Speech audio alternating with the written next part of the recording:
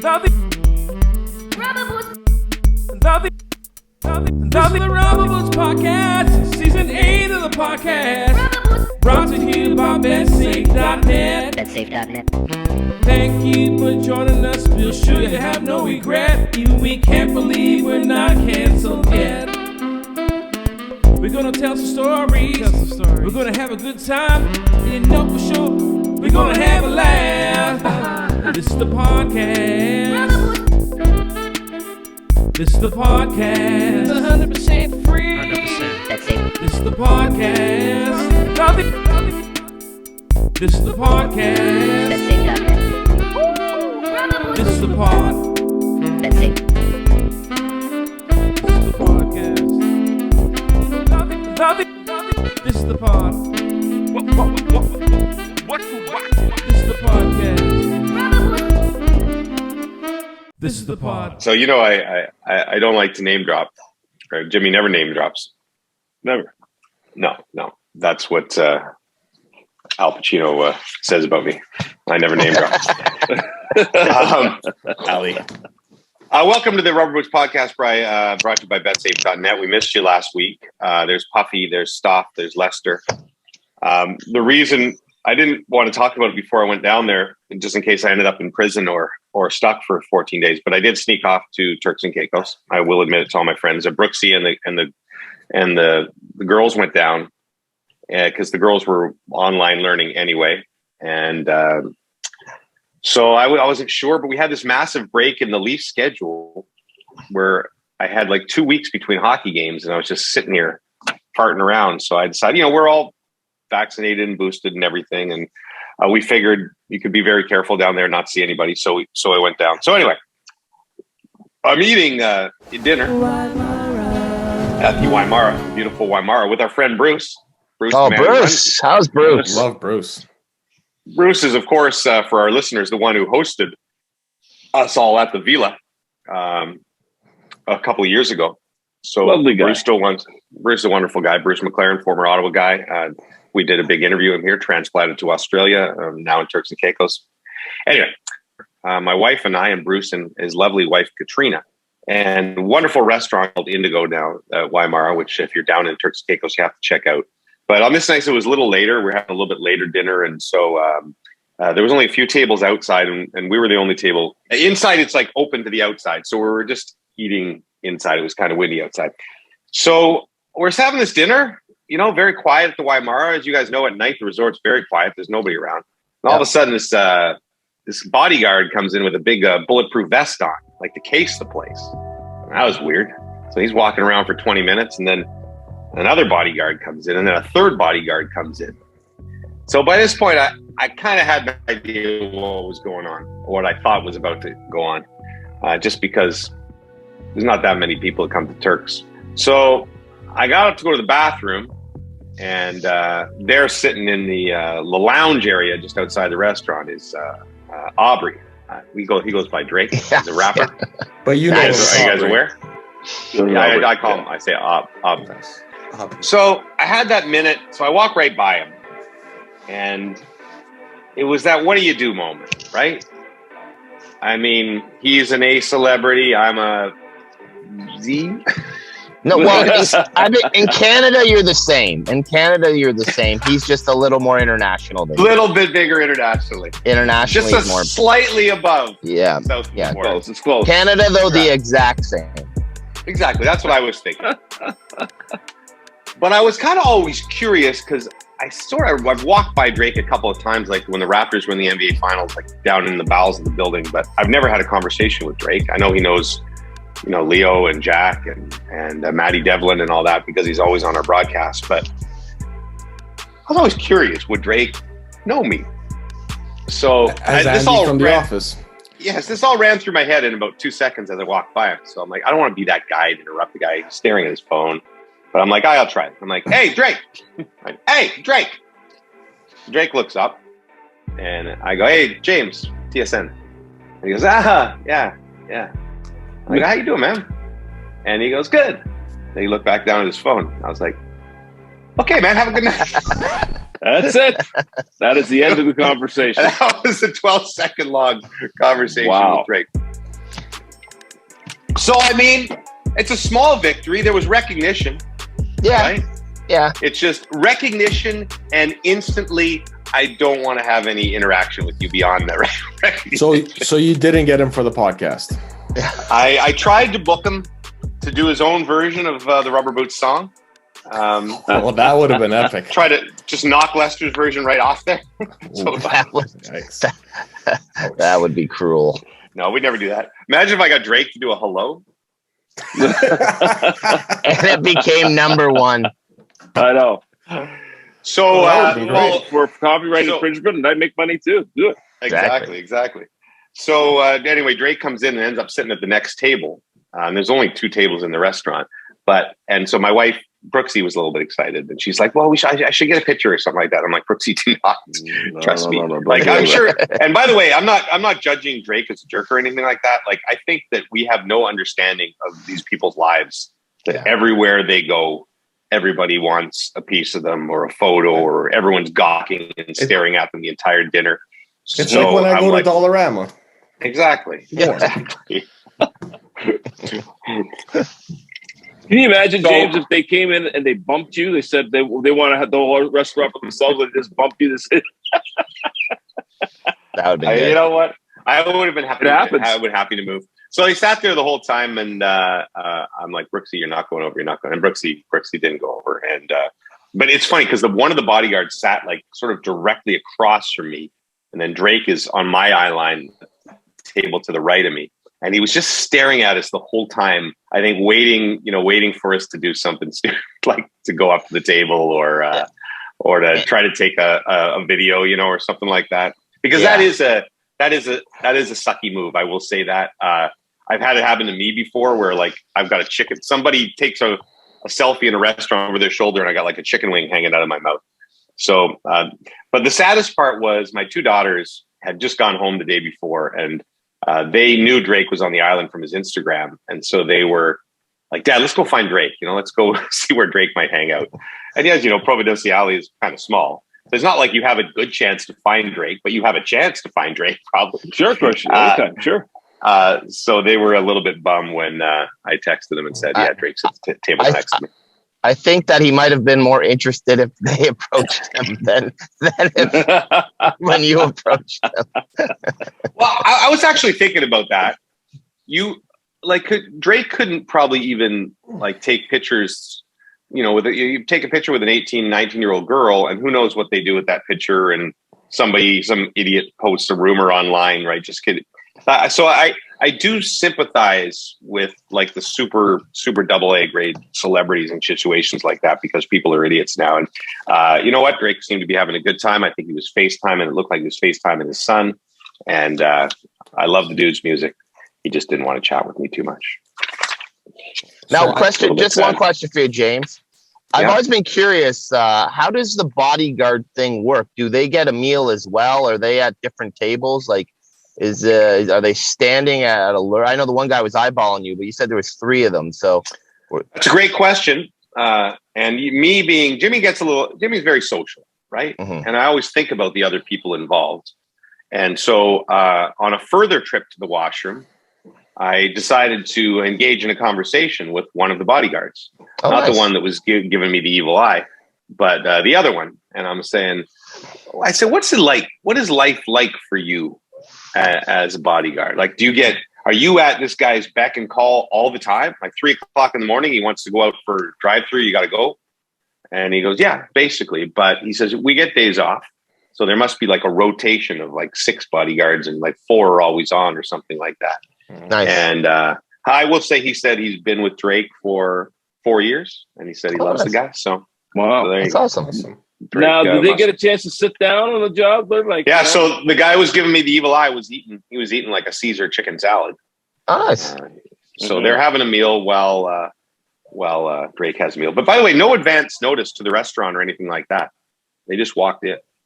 Like, it was completely surprised to the Waimara and Indigo. It wasn't like, a day before, just so you know Drake's going to be coming.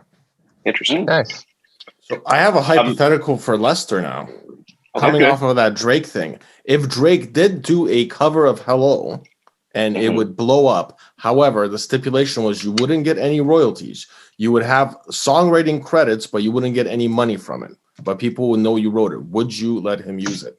No. Seriously? No, Why? I would not. Because it's the principle of the issue. You know, artists like that should know that the right thing to do is not only credit, but royalties. I wrote the song. That's it.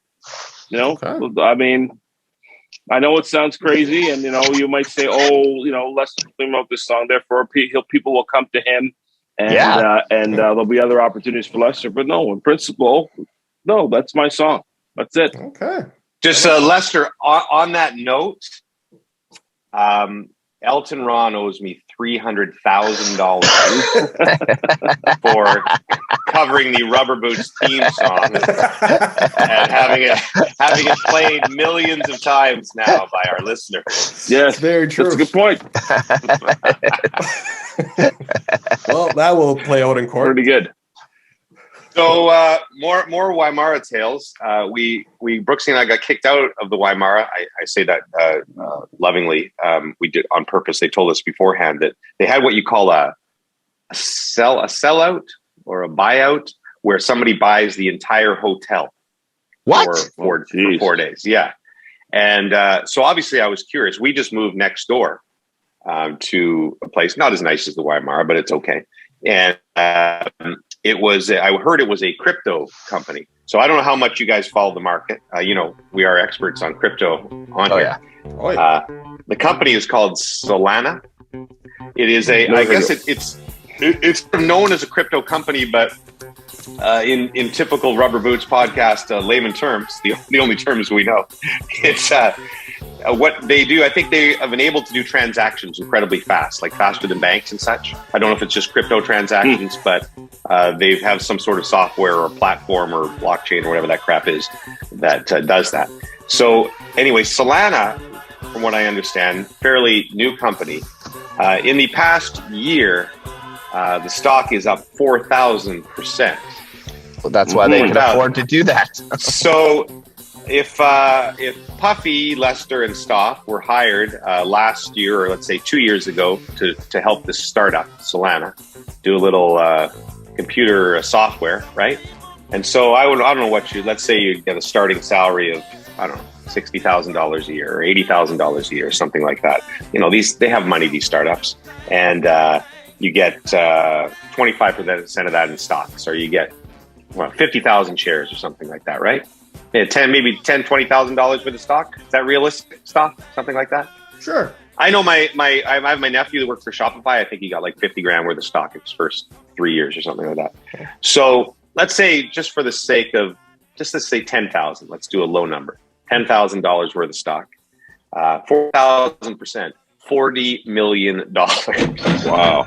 Oh, wow. $10,000, 1 year, wow. $40 million. So how's there even this much money? So there's 40 people at this, only 40.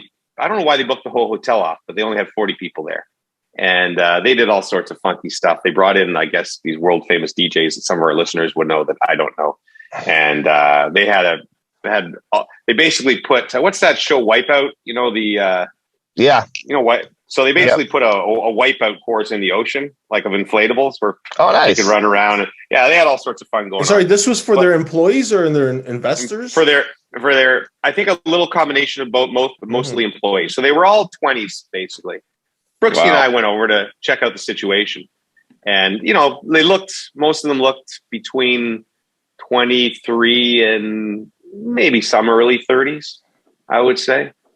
And they were kind of reluctant. They must have like it was an NDA. I found out it was Solana, but it was like all the hotel staff had to sign an NDA or whatever. But they didn't want to talk about it. So I'm like, hey, so Solana, eh? So how much stock you got? They didn't want to talk about it. But now, most people aren't going to want to talk about it, though. No. You know, but imagine being, working a company a couple of years. Maybe they worked for the company 10 years. I don't know about the background. They didn't want to sponsor the More You Know segment, because I will take stock as payment. Now, well, Jimmy. the thing is, Did you and Brooksy at all entertain an indecent proposal with any of these young, newly minted millionaires? No, but I was with so the Saturday night before they were taking over the resort, or sorry, the Sunday night they were taking over the resort on a Monday, and Sunday I was sitting at the bar watching Jimmy G and Niners beat the Packers. R.I.P. to Jimmy G and the Niners. Sorry, Jimmy. But it was a hell of a run. I would have figured you were watching Mad About You.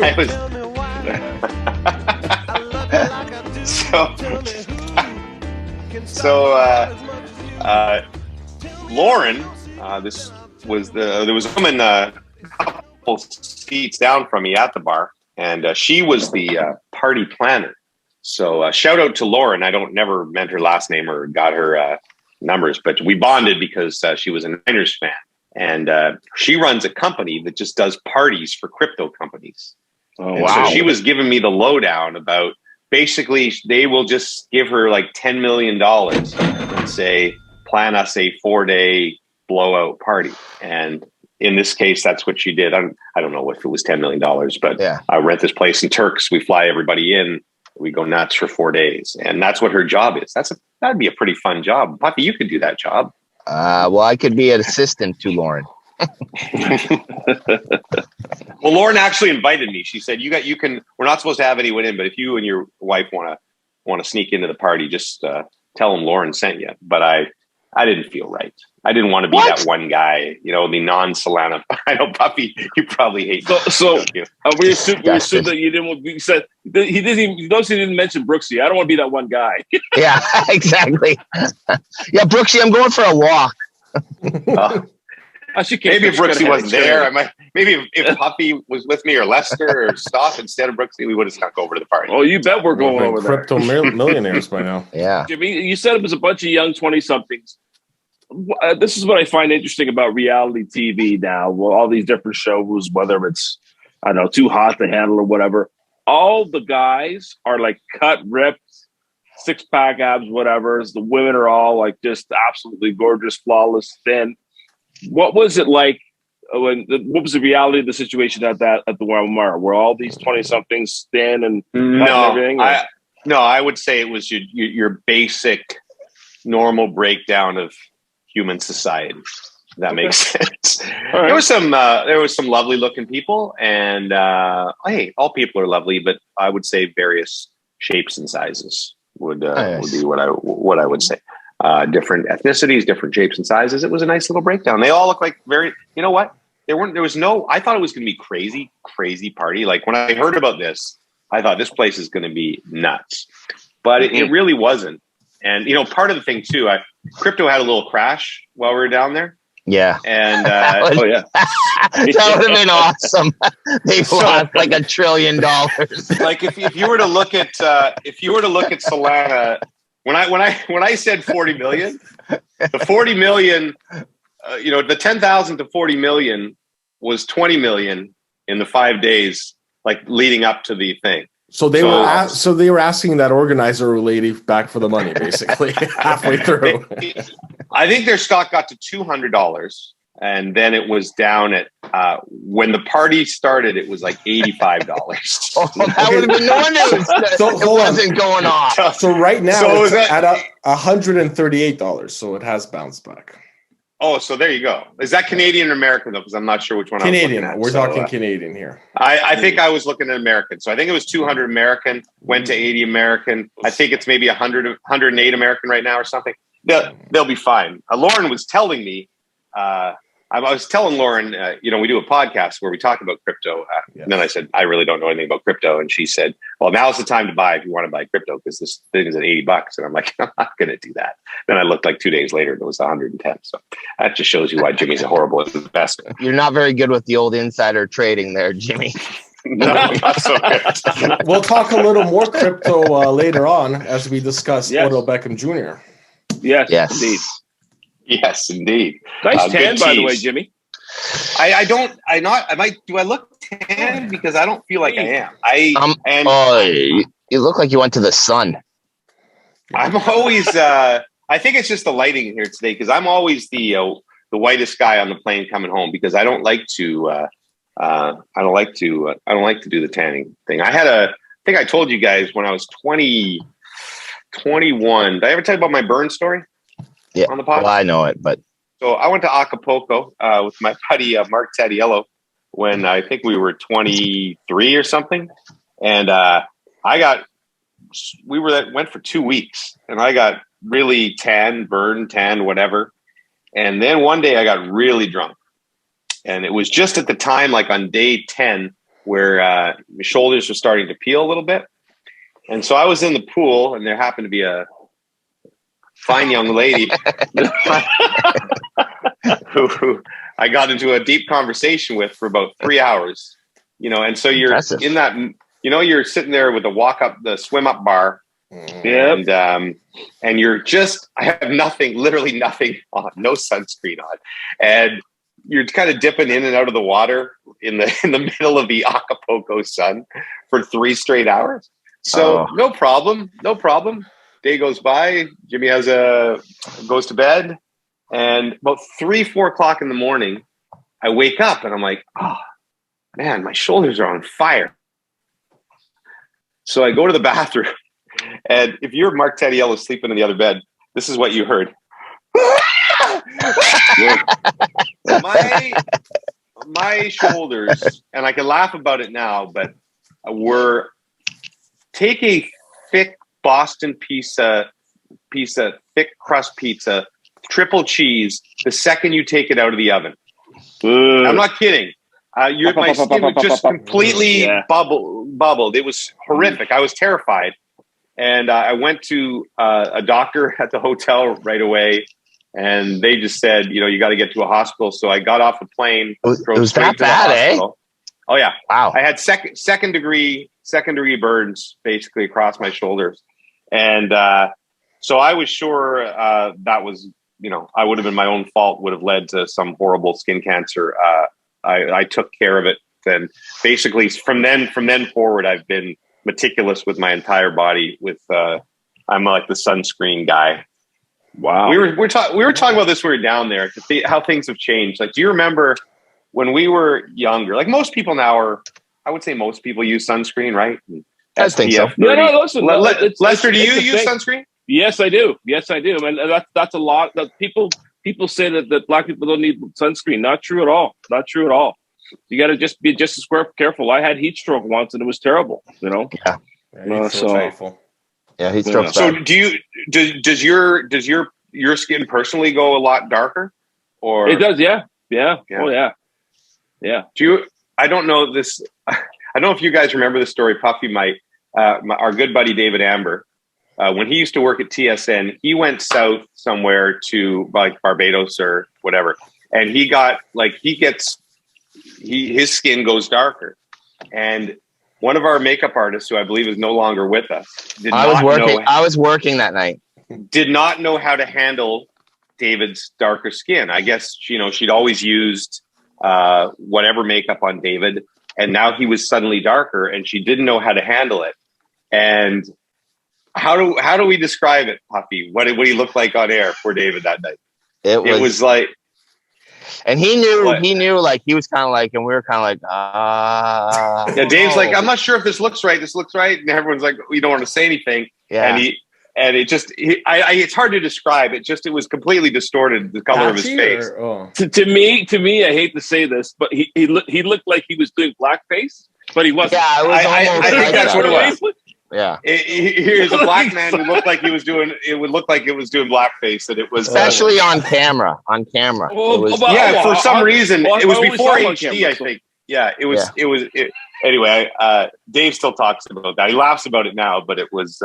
Brooks and I were thinking back to when we were young. Like my parents, we would go on vacation, and my parents, I'll admit, like when they went away to the South, they loved lying out and getting tan. That was kind of the 70s, 80s thing, right? Sure. And I know some people still do it, but back then, and they would bring, the only two options we had were the Copper Tone 2 and the Copper Tone 4. So if I'd gotten a little too much sun, my mom would be like, "Hey, Jimmy, you got to move to the Copper Tone 4 now."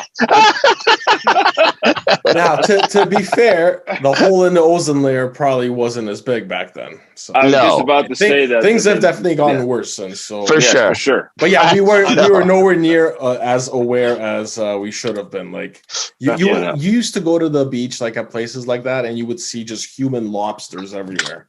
Oh yeah. Everyone thought getting burned was the ultimate thing. So I know, it's crazy, and like just to think of just piling oil on your body and lying out in the sun. Was just, and some people still do it. I'm sure. It's just I think it's the minority now. You like always and you go to a resort like Waimara. Yeah, that was so good. Yeah. I thought you were bringing a white home, white boy home. I see a damn pool. So funny. I can remember. I think my mom being out in the backyard with tinfoil, reflecting, tinfoil reflecting herself.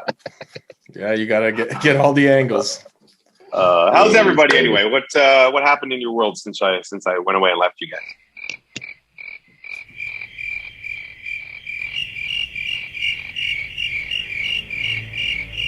Is there anybody out there?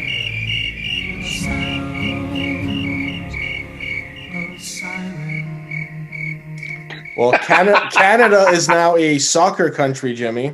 That is true. We're fully on board. Congrats to our men's team. That was unbelievable. Weekend. Unbelievable is the right word. Very exciting time. So it's how do we put this in perspective? So this will air after the Wednesday night game. We're taping this on Tuesday. There is a convoluted way they could actually clinch. It won't happen, but I think Mexico has to win. USA has to lose to Honduras. Correct. I think does US play Honduras? Yes, that's correct. Jamaica has to beat Costa Rica, Puff, or whoever they play. It's a combination of four things where two of them are likely, playing Costa Rica. Yeah. So it likely won't happen.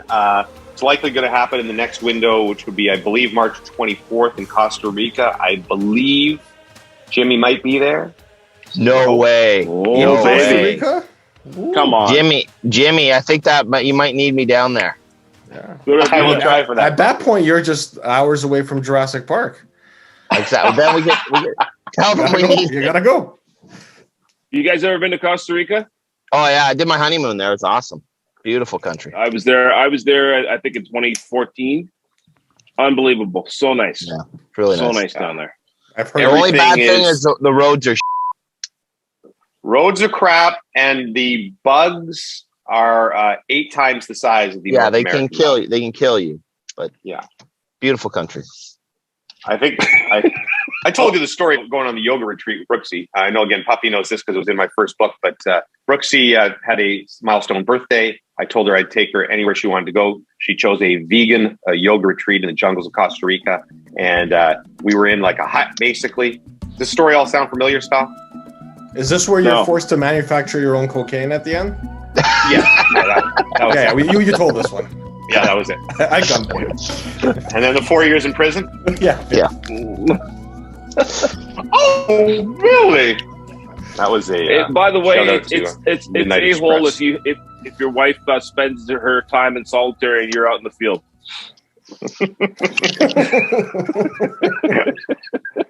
Anyway, the point was we would hear the bugs on the floor of our little hut in the jungle the first night. So and they sounded like puppy dogs. They were. That's what the sound was because they were that big. Oh. And so Brooksy slept on top with me in a completely non-sexual way for the entire night because she was terrified of even touching the mattress. Anyway, I think we talked about this numerous times. Yeah. The howler monkeys, the whole thing. But Costa Rica is beautiful and would be a wonderful place to clinch. And then hopefully again, then Puffy, maybe I can get you on board for Qatar, which everyone calls Qatar, but is Qatar. And we're going to have to settle that before the World Cup begins. Tavares. Qatar. Yeah. I like Qatar better, but Qatar is what it's supposed to be.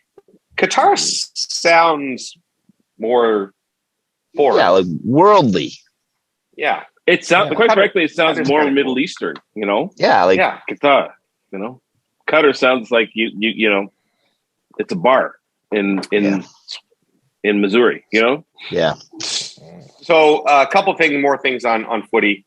you're so right, Stop. Like we are literally living in history of the greatest time in Canadian soccer. Oh. And, hopefully 100 years from now, they'll still be good. And we'll look back like this is for the women to win the gold medal at the Olympics and then the men to do what they've done in qualifying is just, and I know you two in particular are big soccer fans to know what has preceded this for the last 30 years, 40 years, 50, whatever history is, it's unbelievable to watch. And I also found out recently that I've lived a lie for my entire life because I have been I think I've talked about it on the pod that growing up playing for the Gloucester Hornets, I played against Lyndon Hooper of the Nepean Hotspurs. And I think I've said on this pod, Lyndon went on to play for Canada in the World Cup the last time we're there. I have told this story 1,000 times in my life, right? Yeah. So I was going on some sort of footy podcast a few weeks ago. And I said, I got to look up Lyndon Hooper and see where he is because I'll tell the story again. And I find I'm like, wait a second, this timeline's not working out. So I'm like, Lyndon, he never played in the World Cup. It was like he played in the qualifiers the next time around for the 90 4 years later. For 2 years later, but he never played in the World Cup. And I'm like, I've told that story a lot of times on radio, probably in one of my books, how proud I was of Lyndon Hooper. I remember vividly sitting in my basement watching Lyndon wear that flag on that opening game against France. Oh my God. No. You see, I like to cop clean when my stories aren't true. Well, fair enough.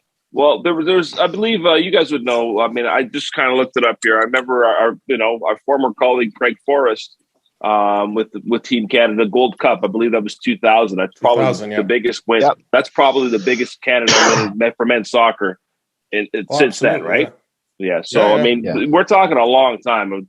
Remember Bob Leonarduzzi and all that stuff. And it was kind of not that great for it. For me, it's not even just the accomplishments. It's how good this team is, how much confidence they're playing with. This isn't a team that parks the bus and they're afraid to get scored on, and they try to score on a counter. They go out there, they get it. They're against very high caliber teams as well. Like, I'm really excited to see them against the rest of the world because they could do something, right? Like 100% they could. 100% they could. 100%. I don't think they're obviously not going to win the World Cup, but they could definitely get out of their group with a decent group. I think they could even win in the knockout stage. They could win the round, depending on the matchup. Yes, because CONCACAF teams do get out, of groups, and they're the top right now. Yeah. I've talked about Alistair Johnson, who's the kid from my neighborhood who plays on the team, and it's so foreign to me that. He goes to my kid's public school, Devon's Drive, which is just down the street from here. It has like 100 kids in the school, tiny little school. And, his little brother Malcolm is Darian, sort of one of her best friends over at the house. And I coach him in touch football. And I hear, how's your brother doing, Alistair? Oh, yeah, he's going to school in the States. He's doing well. I'm like, oh, yeah. And I'm in my head, I'm thinking, okay, he got a scholarship and he'll be back here running some academy or something in 5 years. And oh, he's got a crack at the national team. Oh, he's on the national team. Oh, he's starting on the national team. Oh, he's excellent on the national team. Oh, he's going to the World Cup. It's just, it's so mind-boggling. He was just before this stage, and I was walking the dog on the trail just up the street. Alistair goes running by in his Team Canada tracksuit. I'm like, hey, Alistair, what's going on, buddy? Good luck. It's just, it's such an amazing story. I just can't believe that these guys are going to the World Cup. And I know it's not official yet, but let's face it, it's happening. And it's going to be awesome. It's going to be so much fun. We'll have to do betsafe.net. We'll have to talk to them, and we'll have to do a whole World Cup special next fall. Well, what's going to be interesting is Toronto is definitely a city that loves the World Cup, and everyone finds out their where their family name goes back, and they pick a team, and they all get behind it in the neighborhoods throughout the city. So I'm going to be very interested to see how that plays out with Canada finally, because the excuse has always been, well, Canada sucks, they're never in it, I have to choose someone. Well, now Canada's in it, and I hope that the whole city and the whole country gets behind these guys because they're really fun to watch. Well, the funny thing for me this past year was with Euro going on. Obviously, the pockets of Italian fans across the country, like Market Lane here, for example, up in Woodbridge, people celebrating on that day. Everyone's out with their Italian flags, and literally, as that game finished and Italy won the Euro Cup, Canada was playing its first game in the Gold Cup. Okay. And you have all these soccer fans celebrating Italy, but not a single person, even as far as last year, knows that Canada's playing in a major tournament at that point. Yeah. So, hopefully that's going to change. But I also think of like the Vince Carter effect, for example, on Canadian kids, and you see how much Canadian basketball has risen here, how many more players are in the NBA. Both on the women's and men's side here, I think with these past accomplishments, that's definitely going to happen going forward. So and MLS has played a huge part.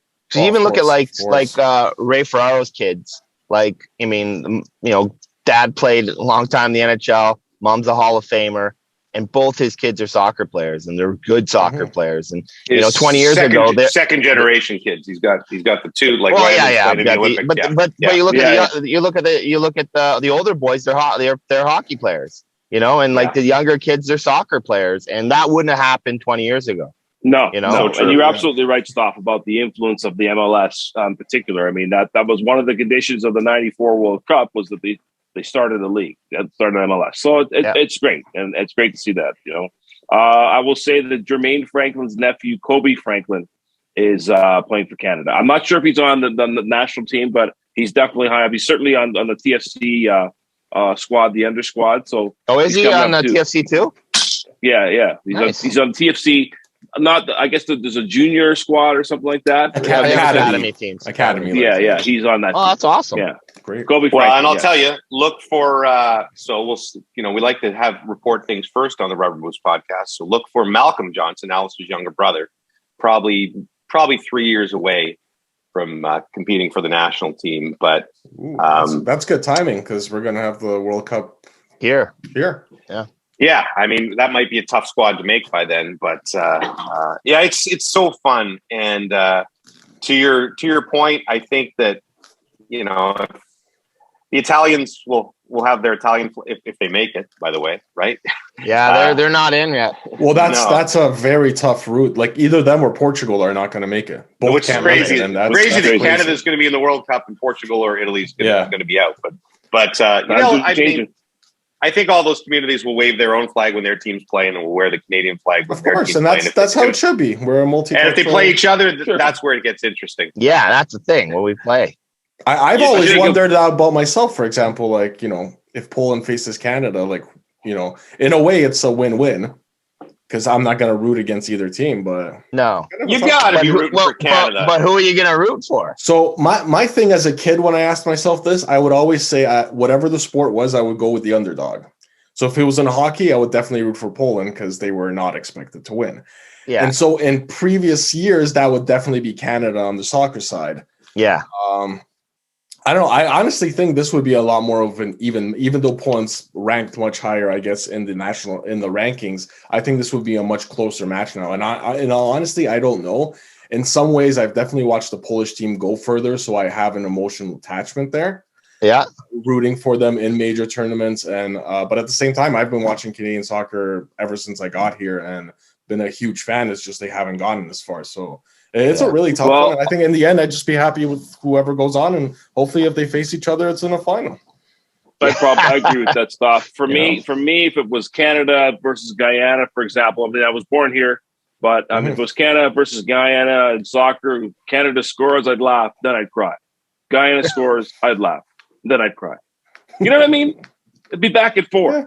Be torn. I don't have like Scottish English. I have no affiliation in my mind with England. I was cheering for England in was it Euro?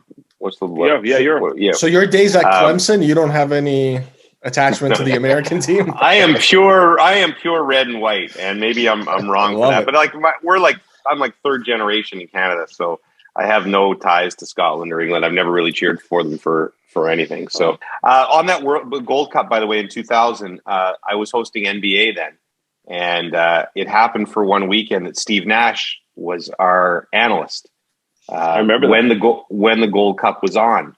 And Is it possible his brother was playing? His brother, I think, would have been on that team. Yeah. I believe his brother was on the team, and Steve was totally invested in, like, loved soccer. And the game was on. Canada was playing, I don't know, maybe the semifinals, the quarters, I can't remember, at the exact same time that our NBA game was on. And I can tell you, Steve Nash did not watch a second of the NBA game that we were broadcasting. And yet, when he came on at halftime and at postgame, he was money. That's when I knew this guy was, I knew this guy was a special player already. He was playing for the Mavs at the time. And like periphery vision, he'd look over but his analysis was amazing. He would make a great analyst if he went on TNT or whatever. But he did not watch a second of the game. He was just watching the soccer the entire time. The best part is that would have been a playoff game. Oh yeah. Playoff. Yes. That's why A, he's in the studio, and B, it's obviously during the time of the Gold Cup, so it's in June. So that's hilarious. Yeah. Not only that, but he brought in 3 of his buddies and a 2-4.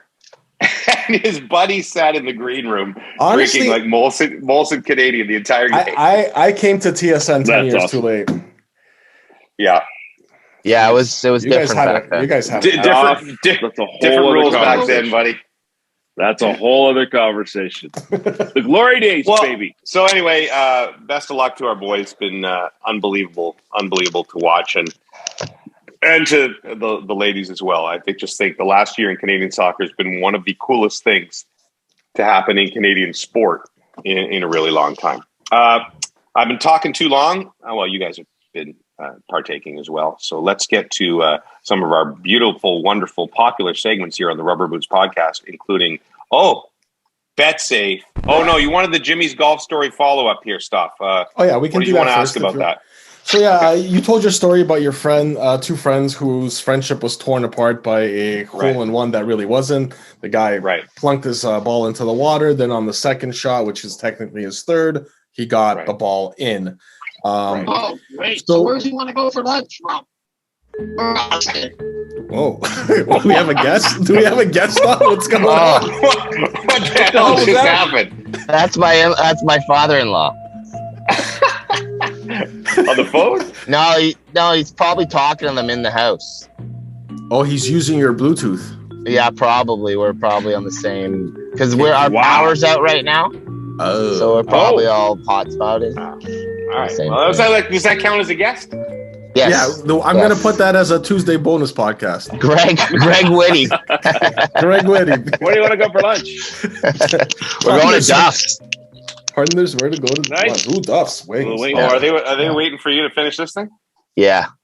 Okay. Well, it's not even lunchtime yet. Go ahead, Stop. What were you going to ask me about the hole-in-one? Anyway, so your buddy was upset at a party when the other buddy was talking about how he got the hole-in-one. I thought that was kind of offside. However, what happened on the actual scorecard? Did the guy put a 3 or a 1? 1. That I have an issue. That I do. On the actual scorecard, I have an issue with. If he wants to use it as bar player or whatever later on, your other buddy shouldn't call him out in front of other people. But if he's breaking the sanctity of the sport, get him out. No, like I said, it was a full out telling everyone. There was no, when the telling of the story, there was no, it was just, I made a hole-in-one. Here it is on my scorecard. Look, everybody, I made a hole-in-one. That's terrible. What upset my friend. That's what upset my friend. They've patched things up since then. Okay, sorry, I cut myself off. That's a breaking news. Breaking news. Again, this is breaking news as we're taping on Tuesday, so I'm not sure. Does the breaking news banner still apply on Thursday? Yes. It might, but unless Tom Brady takes it back again. But as of right now... right this second, basically, Tom Brady has confirmed his retirement. Correct, Sal? Yes, that is correct. Okay. So if we want Adam Schefter breathes a sigh of relief. Quick little recap. He retired on the weekend. His father then came out and unretired him the day after. Yesterday, Tom Brady came out and said on a podcast that he has not made a decision and that he's disappointed that his retirement took over the weekend games. Classic. He has no timeline for an announcement. He's going to ponder it for a while. And then this morning, alerts coming out again that he's retired. He finally posted something on IG, a picture of himself and several I guess, quotes and stuff, thanking different people. Within that, I did not see him thank Robert Kraft or the Patriots or even mention their fans at any point. No. Fans, teammates, I love it. Nothing. I love it. Tom's my new favorite person. Several of the images have, shout outs to his friends at the Bucks, the ownership, everyone there. His personal trainer who was with him both in New England and here. Obviously his family, obviously Giselle, the kids, that kind of stuff. That's to be expected. He didn't miss anyone. He didn't miss anyone except for those 20 years he lived in Massachusetts, where he just completely very interesting. Do we feel like there's been some kind of a falling out with them? Yeah, I think we do now. I would guess that in the 48 hours between as we speak right now and when people are listening to this, or 72 hours, or whenever you listen to this thing, or 4 months from now, you're catching up. He'll probably have rectified it somehow, because there's going to be too much backlash from Patriots fans. This whole thing, I did a double ender with Corey Warren on the weekend, talking about Brady and the Super Bowls, and I think that I talked about him like he was retired, so I didn't have as much stake as Adam Schefter. But there were people coming saying, you shouldn't have talked about him like that. It's not true yet. It's not confirmed.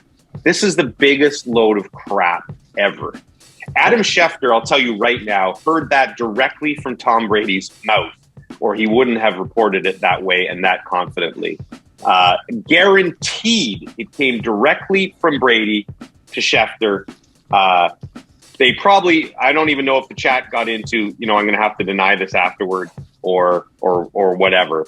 But all this stuff after is not really happening, and going on the podcast and saying, I haven't made up my mind yet, is such a load. Maybe it was an FU to Schefter. Yeah. I don't think so, because Schefter's proven right in the end. Like, why would you give him the information and then not? I'm pretty sure. Maybe he told him to sit on it, though. I mean, I don't know. My theory These guys, is he basically said he was disappointed it took away from the 2 games on the weekend. I think that's exactly what he set out to do. He was bitter that he wasn't in them. And you think so, eh? 100%, yeah. No, this isn't a guy who would be bitter or do anything. He literally just didn't thank the franchise that made his entire career on his day of retirement. Yeah, he is that petty, I think. I think he is that petty. He won he won 7 Super Bowls, 6 of them with the Patriots, and didn't thank the Patriots? Come on. He thanked them enough. He gave them 6 Super Bowls. What more do they need from him? Get over it. That's weak. It's weak. He's a buck for life. Well, I'll tell you what he is for life now that he's retired, Puffy. He is now 0-2 versus Nick Foles. Oh, really? That's true. That is true. If that doesn't keep you coming back, I don't know.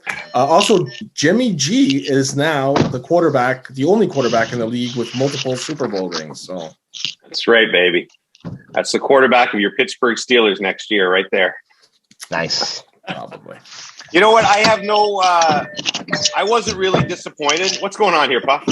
I gotta. We're driving to the place, so I just gotta lock the door. You're going to be in the car with your family now? Yeah. Should be good.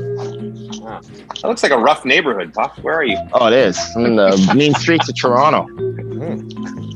Hey, T, we'll just finish up. Do you mind driving? Thanks. Great. Hi, T. Can you put us on Bluetooth so we can talk to T and the kids? And hey, your dad was cut into the podcast. Austin's birthday today. Happy birthday, Austin. Number 10. Austin, the big 1-0. Congratulations, buddy. Chuck E. Cheese? Is that where we're going? No, we're going to Duff's for wings. Seattle Chuck E. Cheese. Yeah. Where's Barrett? Barrett didn't get invited to the party? No, he's staying at school with his friends. Oh, wow. Yeah, that's how we roll. Austin, you bringing your girlfriend there, Austin? Yeah, he is. He's bringing his mom. Hi, Tanya. Cheryl, she phoned Tanya by mistake the other day. She did to call her other friend, but she did want to ask how Tanya was doing. Is she doing okay, Puffy? She's doing well. She's doing well. Yeah. So to Puffy, is it going to trouble you to stay on here? Or, no, I think we're fine. Yeah, we're fine. All right. Perfect. Okay, so let's. Anyway, what I was saying was, the Niners blew that game a little bit. I thought Shanahan did a lousy job in the fourth quarter calling plays. But Jimmy G, my buddy Farhan was ripping him on Jay's show on Sunday night. I thought he played fine.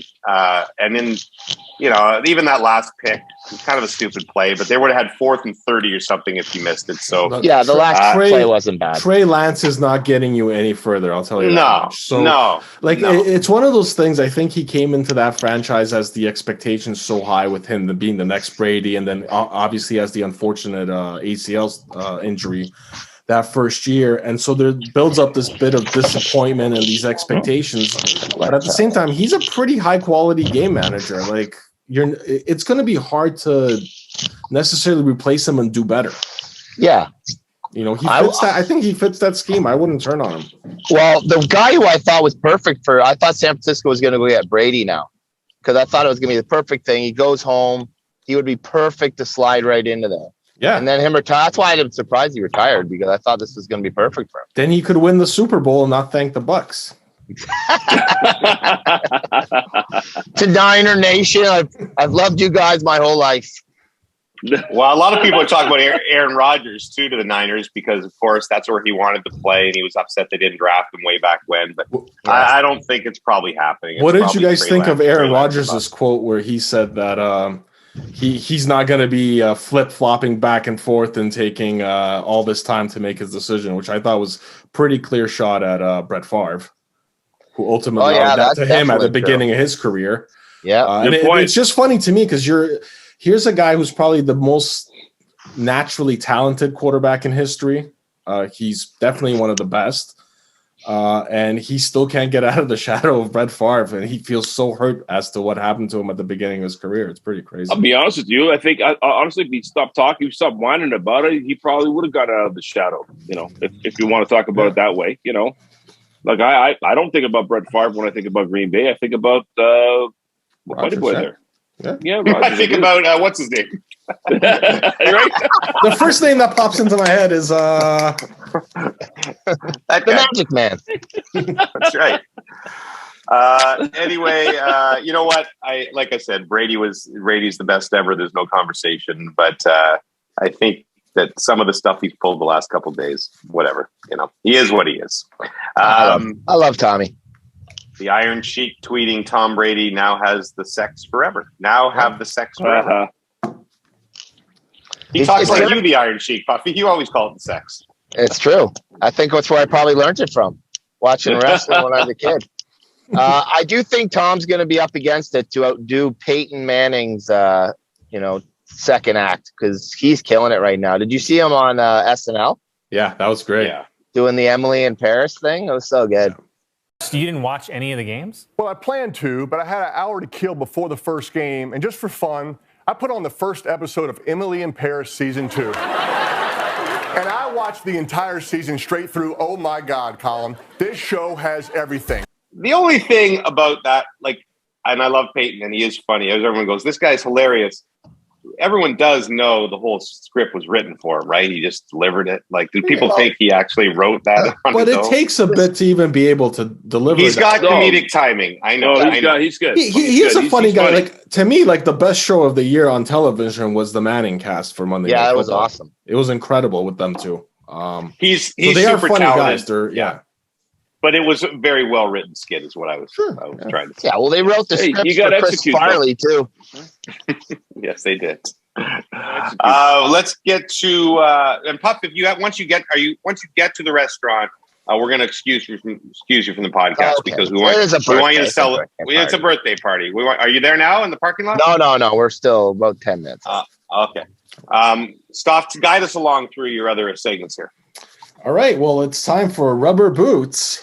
React. Beautiful. We're reacting to two different stories this week.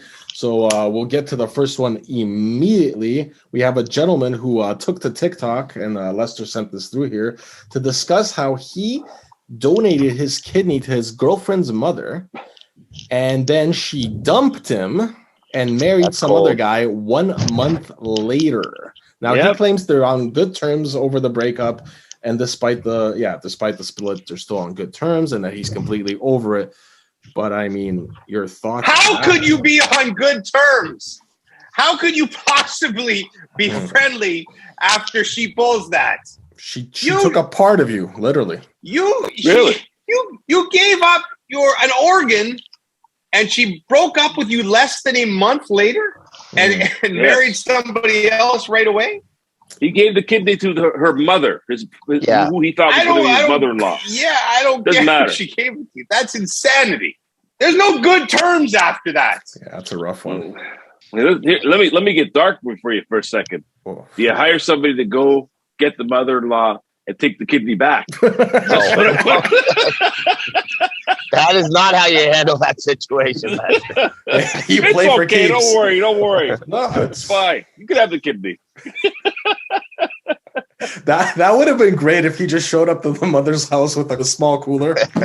Like, all right, you want to do trade backs? Crank. Yeah, let's do it. Hire a couple of those guys from Squid Game. What was your other thing, Stop?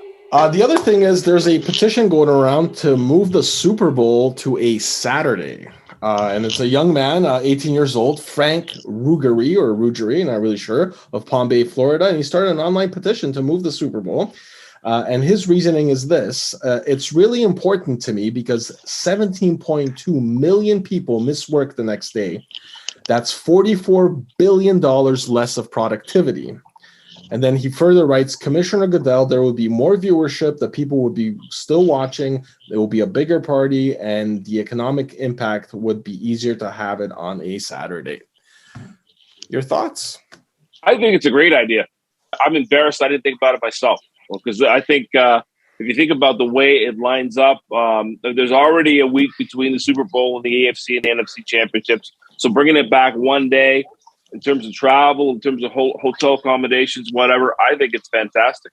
From a broadcast standpoint as well, too. I think having it Saturday night would be great. Now, of course, in Canada, we're up against hockey on Saturday night. But honestly, I've seen the numbers for the AFC and the NFC games. We've done extremely well. And by the way, legendary playoffs here for 2022. Yeah. Unbelievable. Oh, yeah.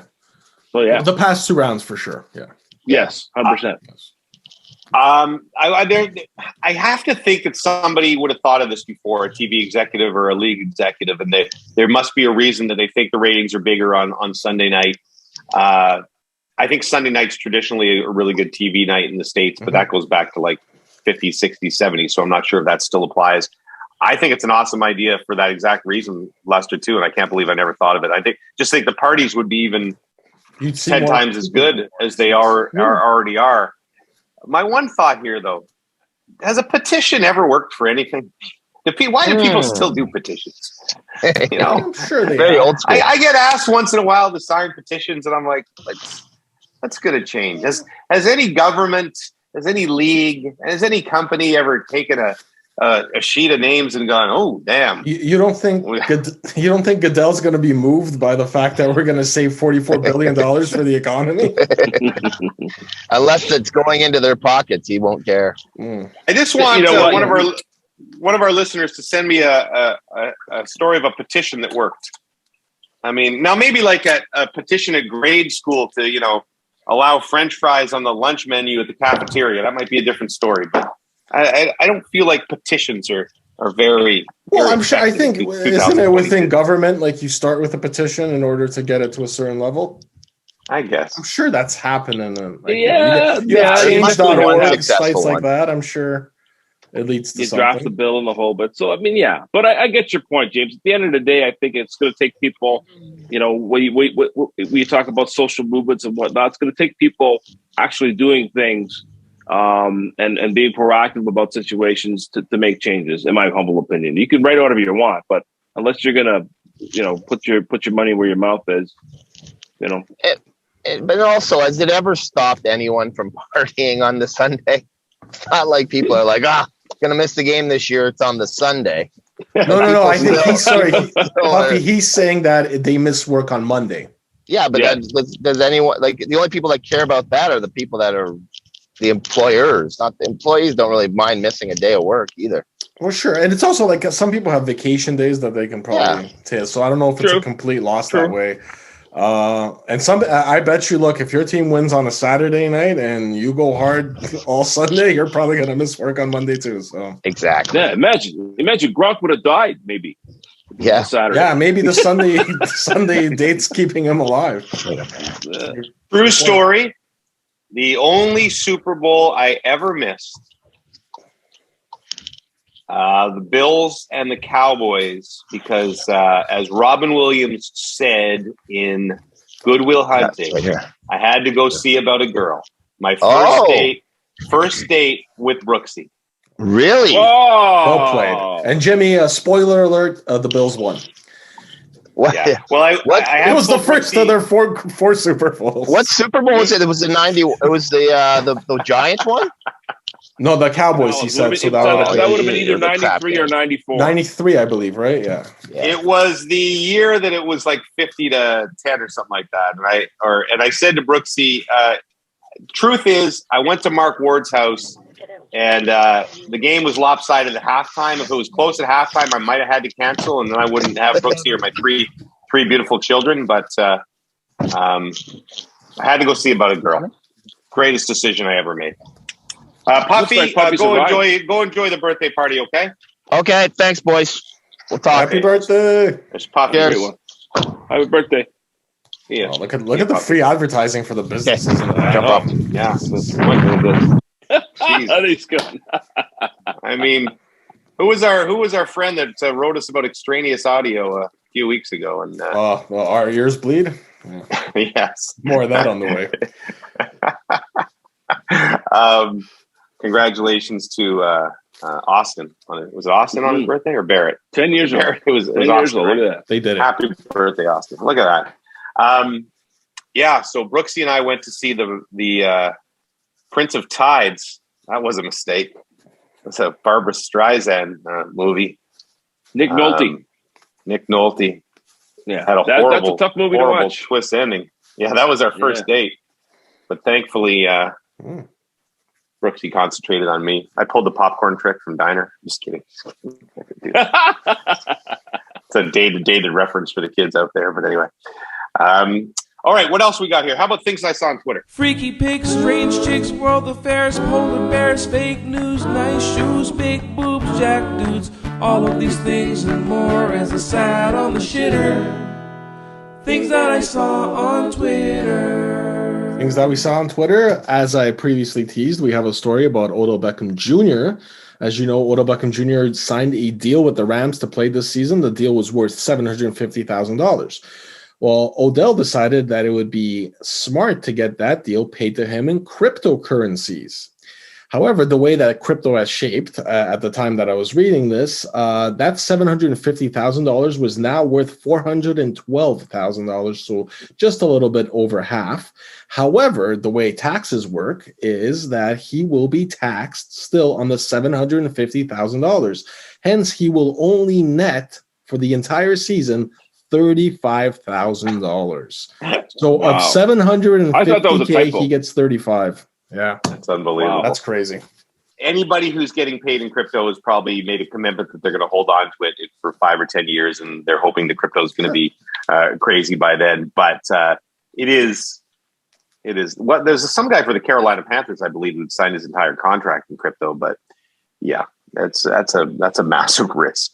I can understand taking part of it, or why don't you just invest some of your money in crypto instead of doing it that way? When you're Odell at this point, you've had a couple lucrative contracts, so it probably doesn't. You can take that risk, even so to speak, and it might pay off very handsomely. But yeah, I mean, if it's just you're an everyday person, you probably don't want to do this because I don't know if not at all worth it. Yeah, not at all. Why did you give me nothing?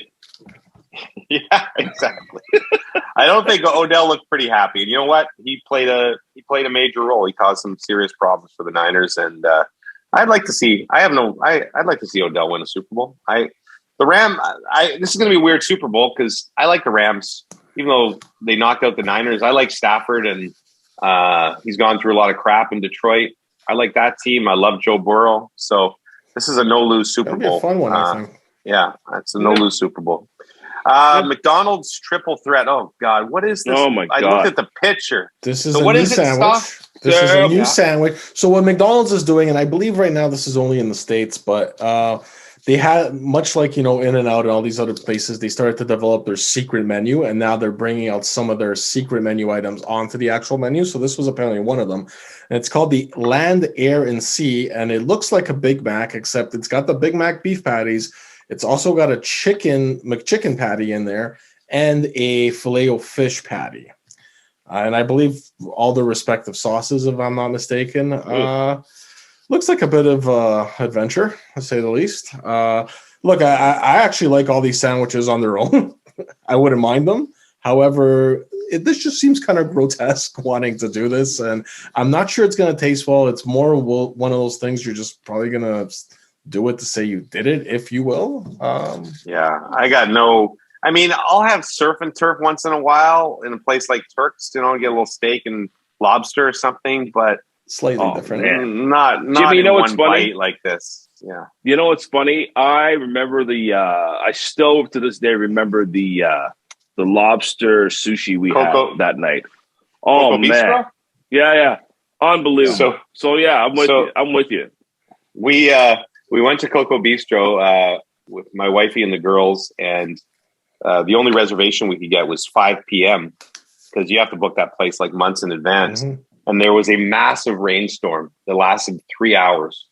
And this island is not geared for, proper drainage and things like that. So the Coco Bistro parking lot was a complete lake. And my ladies are all in heels. And the sidewalk walking into the restaurant was a river. But we're sitting there, we waited until like 5:10 in our car. And we're like, we can't wait too much longer. So we got to go for it. And I wish I had taken video of my 3 ladies trying to maneuver their way in, some variation of heels or clogs into this restaurant through a foot of water. Was freaking hilarious. And as you know, we ate outside with, it's a canopy of leaves, right? Yeah. But they were able to put us inside under a roof. And the meals are still equally great there. So I'm glad you remember that, Lester, because it's a wonderful place. Was Coco Bistro the one with the food truck on the side that you could go to as well? Yeah, yes. Coco Van, yeah. Yeah, so if I remember correctly, that was, to tie this back into McDonald's, they had the Big Mac spring rolls there, and those were quite delicious, and they tasted just like a Big Mac. So, wow. Right. Just for the record, just to close the loop on the sandwich, I'm out. I'm not eating that. Sorry. The looper. The loop is closed. No one can eat the sandwich now. Let's move on to the next tweet from Stephen Colbert. And this one was sent to us by a large number of our listeners. Everyone obviously knows what a cloaca is, thanks to us, including Stephen Colbert, who chimed in on Minnie Mouse recently changed what she's wearing. However, Stephen writes, I don't care what Mickey Mouse wears, but we do need to talk about how Donald Duck just parades around with his cloaca hanging out. Love that. Obviously, he learned that term here, but a very valid point, Donald. What the hell are you doing exposing? That's me to do that one. That's pretty good. Not bad. Almost excuses me to tell my my Donald Duck, the fighting with Donald Duck story in Florida again. But I think I told that on about season 1 or 2. Either remember when Donald Duck thought I was hitting on the girl that he wanted to hit on. Right. Yeah. I do recall that. That's you beat the shit out of that 12-year-old. He wasn't 12. He was like a 35-year-old little person. Oh, that's right. And he wanted to beat the crap out of me in the parking lot of a bar. Wow. It was the most surreal night of my life. And the girl that I was talking to, hitting on, whatever you want, was played 2 girls, and they played Chippendale, the 2 chipmunks. So when you've had about 4 beer and you're sitting at a bar, and I can remember turning to, I think Mark Ward was with me on that trip, and I'm like, is this happening? Is Donald Duck trying to beat me up? Because he's in love with why were they wearing the outfits again? They were not wearing the outfits. They were not wearing the outfits. It's just that this was the mascot's night off. So you know how Sunday night is like the waitress and bartender's night out in most cities? So I believe this was Sunday night, and it's the night where all the Disney staff went to this place. It's now closed, called Pleasure Island, to go to the bars and drink their faces off, right? And I only found out the girls were Chippendale because they were like drinking, smoking, and the chipmunks are the sweetest things in the world, right? After you, no, after you. But the Donald Duck guy was in love. Like his job as Donald Duck was the best thing that ever happened to him.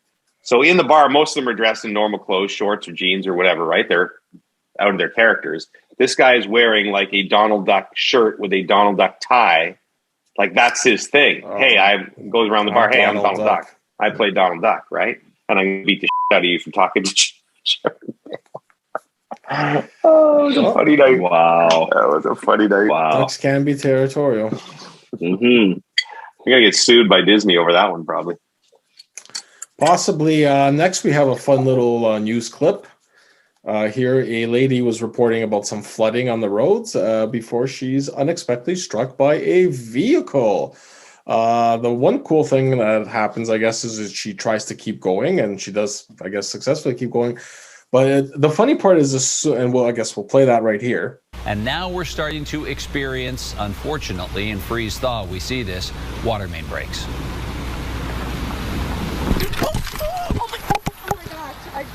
Got hit by a car, but I'm okay. I just got hit by a car, but I'm okay, Tim. That's the first for you on TV, Tori. Woo! We're all good. I'm okay. Yeah, that's live TV for you. It's all good. I actually got hit by a car in college, too, just like that. Wow. I am so glad I'm okay. Yeah. You're okay. You're okay. We're all good. This is, you know what? It's, one sure woman you're band. okay, Tori? We're good, Tim. Ma'am, sure you okay? are so sweet and you are okay. It is all good.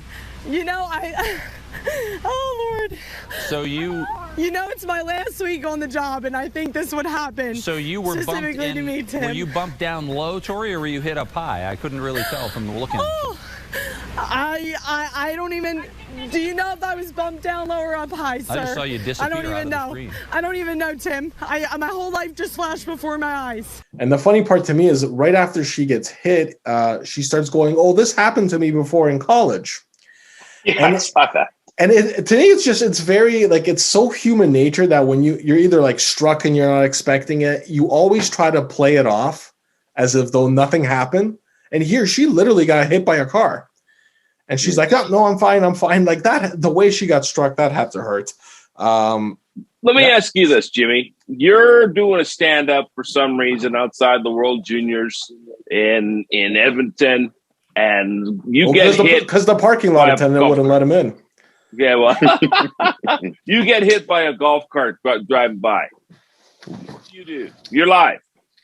I think I'd try to make a joke and laugh it off or something, and because when you are live, you will do things that you wouldn't normally do. Like she could have been hurt by that, but you could tell like adrenaline's going probably. I guess she was okay, but if she did have any sort of injuries, the thing that struck me most, Lester, was the anchor not reacting whatsoever. And I guess there was some news afterwards that he didn't have a monitor, which is really strange. But I guess in local news now with low budgets, it's possible that he could not see her, which is weird. I don't know how you can anchor a newscast and not be able to see a reporter. But he doesn't even, like, she gets hit by a car and he barely changes his expression. He's like, "Oh, everything okay there?" I was going to say, like, his reaction was more confusion than concern.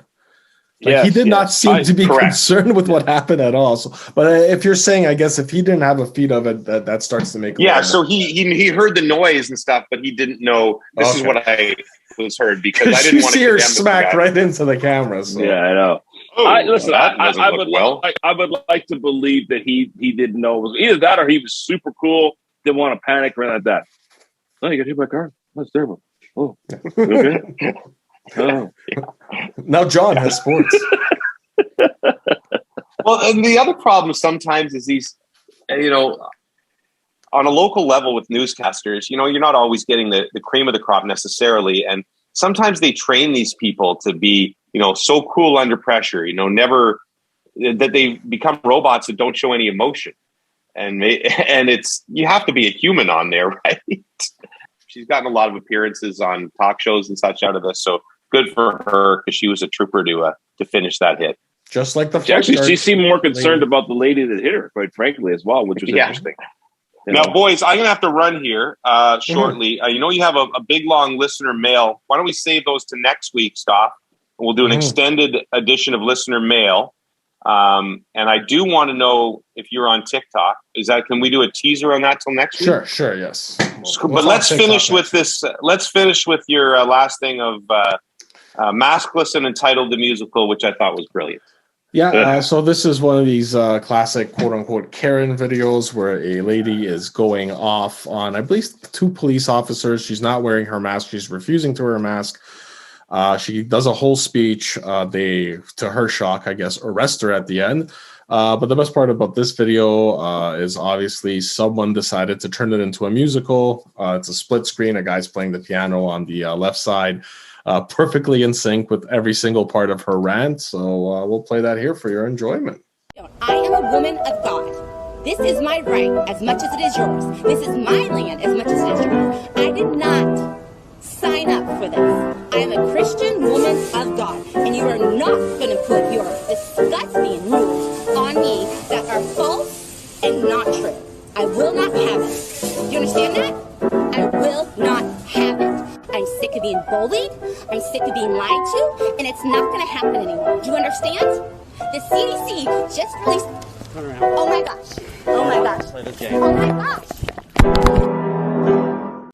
Brilliant. Very well done. Brilliant done, yeah. I had a thought. I wasn't smart enough. Maybe, Stoff, if you are on TikTok, which we'll find out next week, you could do this. The clips of Alphonso Davies going nuts watching the Canadian soccer goals. I thought you could do a split screen and have various things that he was actually reacting to, like Jeff O'Neill's 30-yard dash, for instance. I would like to see Alphonso Davies going crazy, and on the other side of the screen, Jeff O'Neill's 40-yard dash. That's the kind of stuff that's going to make me a TikTok star. Or perhaps you, Stoff, a TikTok star. Hey, guys. Good to be back with you guys. Yeah, go ahead, Lester. Yeah. Sorry, I just wanted to say before we close, don't have, it's okay. Don't sweat it. I'm not mad. I noticed you guys didn't wish me a happy Black History Month. It's fine. Don't worry about it. Also, no, you guys don't ever wish me a happy Black Friday. I can't believe it. We are... I was going to promote something tonight, but then I realized nobody will hear it until Thursday. We're doing a bunch of that on our Leafs game tonight, talking to Mark Fraser, former Toronto Maple Leaf, and actually a guy who went to my high school about some of the important topics that we're going to cover in Black History Month. And a happy Black History Month, Lester. We know. Well, thank you. No, but I was going to say, in all seriousness, the network at TSF, we've got a lot of stuff coming up this month on social media, whether it be Bar Down and our social channels. There's going to be extensive some vignettes coming on the network as well, and then every Friday on Sports Center features the lovely and talented Tracy Britnell, Reagan Subban are producing those, and there's lots of stuff coming for That's Hockey as well. So it's going to be a big month, and I think it's. I just want to say that I think it's very important, and I'm glad we're doing the work. So absolutely, there we go. It matters, buddy. So thank you for bringing that up, and missed you guys. Thanks for being back. We'll see you next week. The Gold Bar League is coming. It is coming, right, Scott? It's coming. It's coming. I haven't slept in weeks. I'll also. I was going to get into it this week, but I guess we'll talk about this next week. I don't even know if it's made public yet, but this will be my new wardrobe for the next. Oh yes, indeed. Is that silk? Never. I've never had worn something with this on it before. Whoa. Whoa. For those listening, Jimmy just described the CBC logo. I'm going to do descriptive audio for the podcast now. When it gets Thank you. I guess we're going to have to. James chuckles amusingly. Thanks for watching. Thanks to our friends at betsafe.net. Details on the Gold Bar League we'll have for you next week. And we'll see you next week on the Rubber Boots Pod. Podcast ends. Hey, how are ya? I got a question that I really wanna ask ya. Wait, don't hang up. I need to know, so I'm gonna try and push my luck. Are you wearing your rubber boots tonight?